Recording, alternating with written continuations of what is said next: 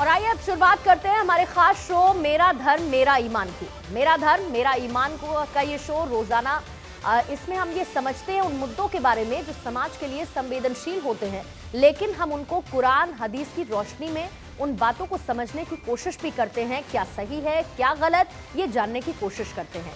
क्यों गलत है ये बताने की भी कोशिश करते हैं। और इसीलिए आज हमने जो सब्जेक्ट चुना है वो समाज का काफी संवेदनशील विषय है, क्योंकि इस्लाम ये कहता है कि इस्लाम में कॉन्डम का इस्तेमाल हराम है, लेकिन मेडिकल साइंस ये कहता है कि कॉन्डम का इस्तेमाल इंसान को न केवल पॉपुलेशन कंट्रोल में मदद करता है, बल्कि इंसान को एड्स, HIV के साथ साथ न जाने कितनी यौन संबंधी बीमारियों से बचाता भी है।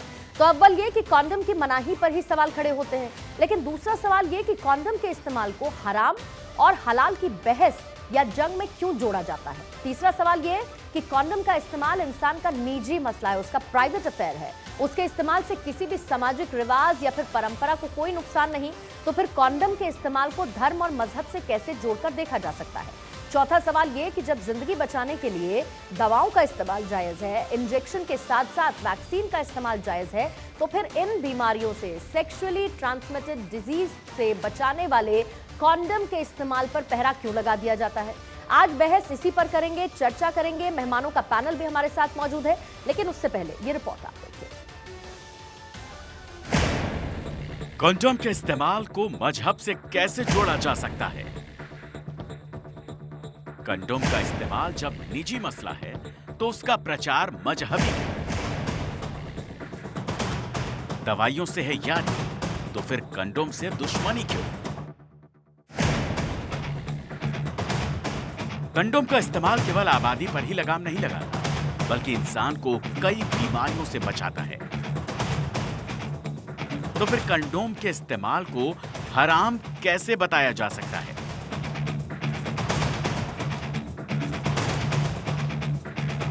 अगर ये केवल एक मिथ है, केवल एक भ्रांति है, तो फिर इसे दूर करने की जरूरत है।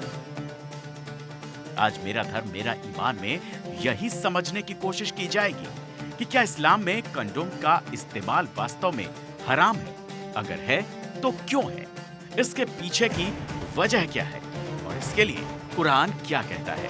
Bureau report, Bharat 24। तो आइए आज इसी को समझने की कोशिश करते हैं कि कॉन्डम के इस्तेमाल को लेकर इस्लाम में क्या कहा जाता है, क्यों इसे लेकर लगातार विरोध होता है और इसके पीछे की वजह क्या है। आतिकुर रहमान इस्लामिक स्कॉलर इस वक्त हमारे साथ जुड़े हुए हैं, स्वामी दयानंद सरस्वती धर्मगुरु हैं जो इस वक्त हमारे साथ जुड़े हैं। आप दोनों का बहुत बहुत स्वागत करती हूं। और आतिकुर रहमान, आप ही के साथ शुरुआत करते हुए, क्योंकि कुरान और हदीस की रोशनी में कॉन्डम के इस्तेमाल को लेकर क्या कहा गया है, सबसे पहले तो आप ये भी समझाइए, क्या इसमें कोई एक्सेप्शन है, ये भी आप बताइए, और अगर इसका विरोध होता है तो उसके पीछे की वजह क्या है। जी धन्यवाद। देखिए, सबसे पहले तो ये बात समझना जरूरी है कि जिस चीज के बारे में हम बात कर रहे हैं ये एक न्यू डिस्कवरी है, परहैप्स 19th या 20th सेंचुरी की, जो कि इस्लाम के शुरू जमाने में इन चीजों की कोई मौजूदगी नहीं थी हमारे समाज के अंदर। अब जब हम कॉन्डम की बात कर रहे हैं, नॉट रॉन्ग, मौजूदगी तो थी, लेकिन इतना प्रचार प्रसार नहीं होता था और एक्सेप्टेंस की भी थोड़ी कमी थी। नहीं, अगर हम 6th सेंचुरी 7th सेंचुरी की बात करें तो आई डोंट थिंक कॉन्डम की चीज सोसाइटीज में आई थी उस वक्त में। तो अगर हमारे कुछ मौलाना हजरात एक बहुत ही तकियानुसी विचार लेकर इसको हराम करार देते हैं, तो मैं नहीं समझता हूं वो कोई समझदारी की बात कर रहे हैं। हमको देखना होगा, देखिए कि इसके फायदे क्या हैं, मेडिकल रीजंस क्या दे रहे हैं, हमारे साइंटिफिक टेम्परामेंट के जो डिस्कवरी है उसमें इस चीज का क्या यूसेज है इस समाज के अंदर। एक चीज मैं आपको बहुत साफ तरीके से बता देना चाहता हूं, जितनी स्टडीज अभी तक आई हैं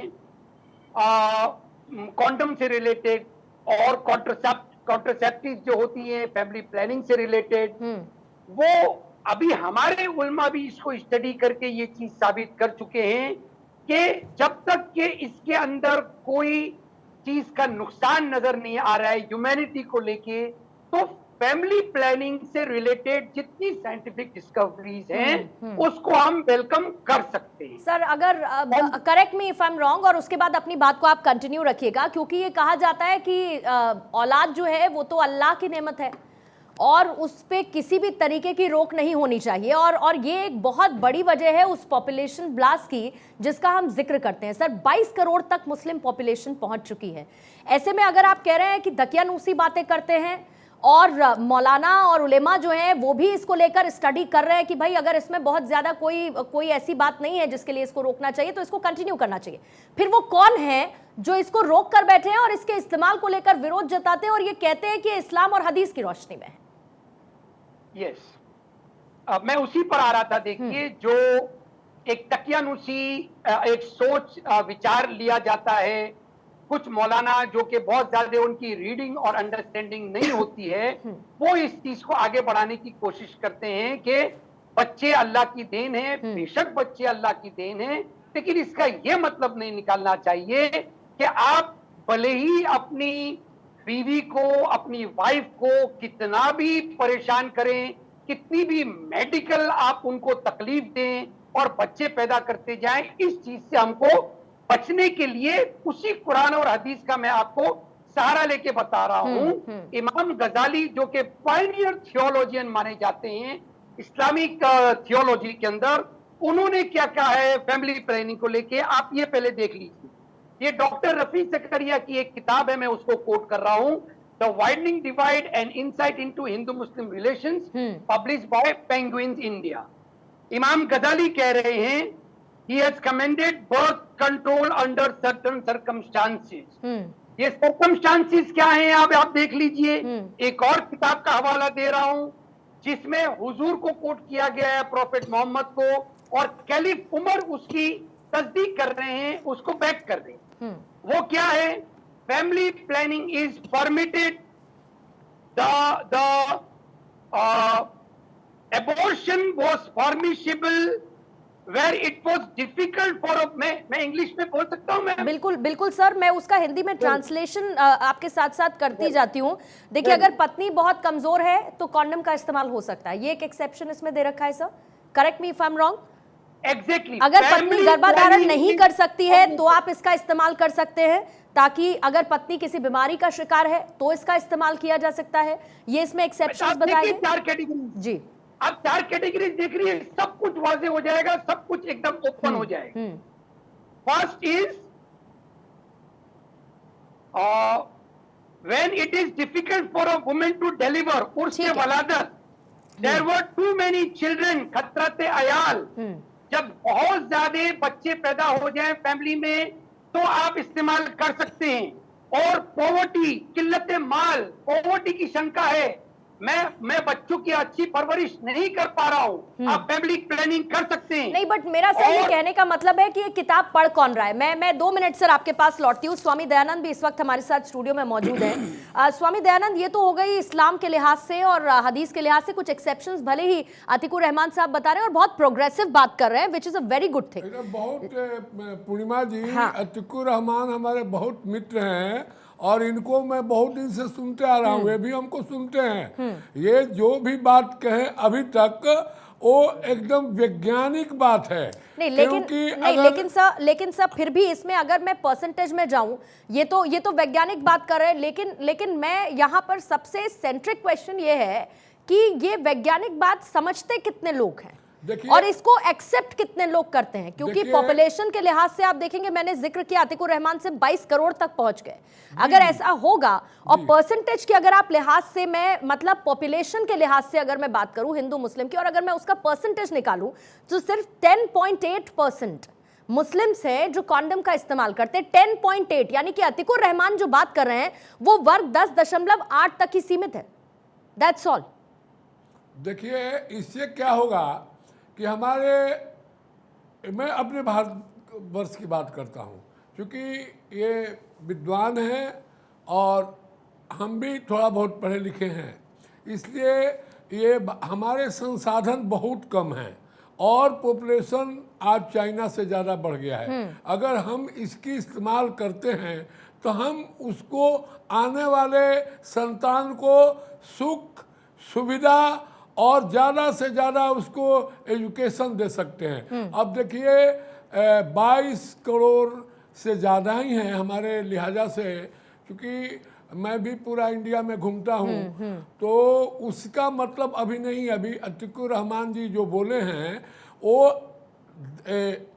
18% तकरीबन आदमी करते हैं, इसके अलावा कोई नहीं करता है। तो जनसंख्या जो है ये बहुत बढ़ जाएगा और हमारी संसाधन सीमित है, तो हमारी संसाधन कहाँ। अब देखिए इसमें मैं पॉलिटिक्स नहीं जोड़ता हूँ, लेकिन ये जो भी नहीं किसी तरीके की सामाजिक परंपरा पर असर डालता है क्या सर कॉन्डम का इस्तेमाल? मुझे यहाँ क्लियर कीजिए, किसी भी तरीके की सामाजिक परंपरा या किसी भी तरीके के धर्म पर कॉन्डम का इस्तेमाल क्या प्रभाव डालता है क्या? आपकी समझ क्या कहती है? नहीं, एकदम सामाजिक को, ये समाज में जैसे हमारी अर्धांगिनी अगर बीमार है तो उसको हम बचा सकते हैं, उसको कोई डिजीज है तो उससे हम नहीं सर, ये सब नहीं भी है, ये सब नहीं भी है, तब भी उसके बावजूद प्रेगनेंसी अवॉइड करने के लिए या फिर HIV या बाकी सेक्सुअल ट्रांसमिटेड डिजीज होते हैं उनको अवॉइड करने के लिए तो एक जरूरी चीज है ना, एक मेडिकल एड है, एक मेडिकल एड है सर। इसके इस्तेमाल से फिर कैसे कोई सामाजिक परंपरा बाधित होती है या फिर किसी धर्म पर असर पड़ता है ना? जो अतीकुर रहमान साहब बोले हैं कि रूढ़िवादी हैं, ये नीम हकीम खतरे जानी, देश के लिए खतरा है, समाज के लिए खतरा है और आने वाले सुदृढ़ मजबूत संतान के लिए खतरा है। इसलिए आपने जो विषय उठाया वो देखिए, आप सुने होंगे वैज्ञानिक लोग कह रहा है कि 2027 से ज्यादा गर्मी बढ़ जाएगी। अब देखिए हमारा वेद कहता है, या एक वाकया सुना रहा हूँ, मूसा अली इस्लाम के टाइम में उनका एक सिख जो है एक पत्ता तोड़ दिया, तो उन्होंने उसको बाल पकड़ा और बोला कि गुरु उस्ताद बहुत दर्द हो रहा है, बोला कि ऐसा ही दर्द पत्ता को होगा। हमारा वेद में है। देखिए पूर्णिमा जी, ऐसी सवाल आप उठाई हैं कि विश्व में उस पर चलना पड़ेगा। कारण है, एक कूप से 2 कूप अच्छा है, 2 कूप से एक बावड़ी अच्छी है, 2 बावड़ी से एक तालाब अच्छा है। मैं समझ गया, खत्म करें। 2 तालाब से एक नदी अच्छी है, 2 नदी से एक पुत्र अच्छा है, और 100 पुत्रों के बराबर एक पेड़ है, 100 पुत्र के बराबर एक पेड़ है। तो ये पर्यावरण के लिए, अपने देश के लिए, समाज के लिए, क्योंकि देखिए ये जो भी हिंदुस्तान में रहता है, मैं कोई कास्ट नहीं, ठीक है, मैं समझ गई स्वामी जी, मैं आपकी बात समझ गई। ऑल आर इक्वल की आप बात करते हैं, इसलिए मैंने कहा कि किसी तरीके की सामाजिक परंपरा पर क्या ये असर डालता है। अतीकुर रहमान, आप जो बात कर रहे हैं वो समझ एक बहुत लिमिटेड वर्ग को है, उस कौम में एक लिमिटेड परसेंटेज है जो इस बात को समझता है। मैं सिर्फ ये समझना चाहती हूँ कि इसमें प्रोग्रेसिव होते हुए हम क्यों नहीं देख पा रहे हैं, क्योंकि पॉपुलेशन के लिहाज से आप देखिए, यूसेज के लिहाज से आप देखिए, मैंने 10.8% का जिक्र किया और ये मैं ओवरऑल पॉपुलेशन के मायने में ये परसेंटेज आपको बता रही हूं जो बहुत ज्यादा कम है। आप जिन चीजों का जिक्र कर रहे हैं वो लोगों तक पहुंच नहीं रही, या फिर लोगों के मन में धर्म को लेकर, इस्लाम को लेकर जो हदीस में कहा गया है वो सब चीजें इतनी हावी हैं कि वो इसको एक्सेप्ट ही नहीं करना चाहते हैं। नहीं पूर्णिमा जी, देखिए इसको हमको एक सोसाइटल पॉइंट ऑफ व्यू से देखना है। ये बात कतई तौर पे हकीकत नहीं है कि मुसलमान फैमिली प्लानिंग में यकीन नहीं करते हैं। मैं जो डेटा लेके बैठा हूं मेरे पास, उसमें बहुत सारा, जब मुझे आपका फोन आया था और ये जब आपने मुझे टॉपिक बताया तो मैंने थोड़ी सी पहले की मेरी रिसर्च थी वो पेपर्स बाहर निकाले।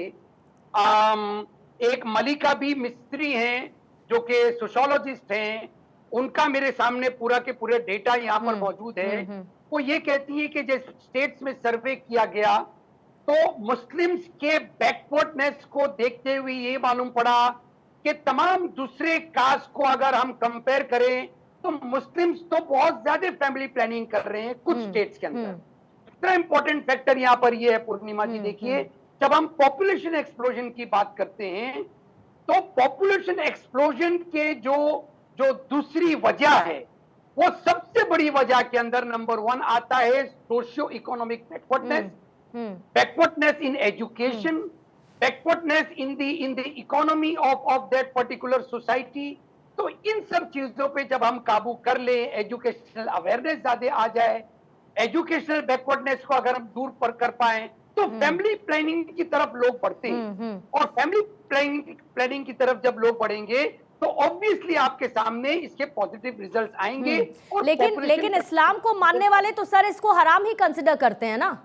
नहीं, अब ये जब हराम के जो हराम की जो टर्मिनोलॉजी है, मैं समझता हूं अगर कोई थियोलॉजियन कॉन्डम को हराम करार दे रहा है तो ये गलत होगा कहना कि पॉपुलेशन के हिसाब से या बर्थ कंट्रोल के हिसाब से वो पॉपुलर कॉन्डम को हराम। हाँ, अगर कॉन्डम का गलत इस्तेमाल हो रहा है और फ्रीविलियस रिलेशनशिप्स करने के लिए कॉन्डम का इस्तेमाल हो रहा है तो अलबत्ता वो गलत बट सर उसका इस्तेमाल और उसके रिजल्ट्स तो बराबर ही हो जाते हैं ना। फिर चाहे आप शादी के बाद उसका इस्तेमाल करें या शादी से पहले उसका इस्तेमाल करें, बचाता पहले भी शादी से पहले भी संबंधों में उन्हीं चीजों से है कॉन्डम जो शादी के बाद बचाता है। अगर धर्म गुरु कोई शादी से पहले कॉन्डम का इस्तेमाल करने के लिए कह रहे हैं तो हराम करार देना मैं नहीं समझता हूं, क्योंकि हराम की जो टर्मिनोलॉजी है वो अलग हो जाती है। लेकिन अलबत्ता धर्म गुरुओं को इसके ऊपर रोक लगाने के लिए एक एडवाइजरी इशू करने में मैं नहीं समझता हूं। ठीक है, और WHO की तरफ से भी इसको लेकर स्ट्रिक्ट गाइडलाइंस भी हैं। कुछ स्वामी जी आप कहना चाह रहे हैं? हम इसलिए कहना चाहते हैं पूर्णिमा जी, हमारे धर्म में इतनी इसकी व्याख्या है, आप सुनिए मैं शॉर्ट में बोलता हूँ।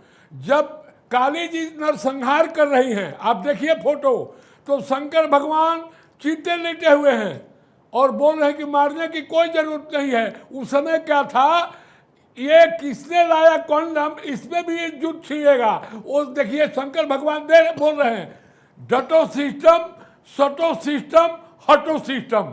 जब बच्चा पैदा करना है तो हट जाओ, अच्छा डटो सिस्टम माने अगर कॉन्डम की कोई जरूरत नहीं है, अगर मर्द नीचे है औरत ऊपर है तो बच्चा नहीं होगा। देखिए ये सब ये बिल्कुल ये साइंटिफिक बात है, मैं आपकी ये बात समझती हूँ। मेरे पास इसी के साथ समय भी खत्म होता है, लेकिन समय खत्म होने के साथ साथ इसका भी मैं जिक्र करूंगी। जो नेशनल फैमिली हेल्थ सर्वे है नंबर 5, वो ये बताता है कि हिंदू एज पर द पॉपुलेशन, इसको कंसिडर कीजिएगा, हिंदू 9.2% कॉन्डम का इस्तेमाल करते हैं, मुस्लिम 10.8। एज पर द पॉपुलेशन इसको कंसिडर कीजिएगा। सबसे ज्यादा इसमें जैनीज आते हैं और उसके बाद अगर मैं रेशो देखूं तो ईसाई इसमें सबसे ज्यादा कम 4% के लिहाज से स्टैंड आउट करते हैं नेशनल फैमिली हेल्थ सर्वे 5 के हिसाब से। बहरहाल शुक्रिया आपका अतिकुर रहमान, बहुत बहुत शुक्रिया हमारे साथ जुड़ने के लिए। स्वामी जी आपका भी बहुत बहुत शुक्रिया। इसी के साथ रुकेंगे एक बहुत छोटे से ब्रेक के लिए। आप देख रहे थे मेरा धर्म मेरा ईमान।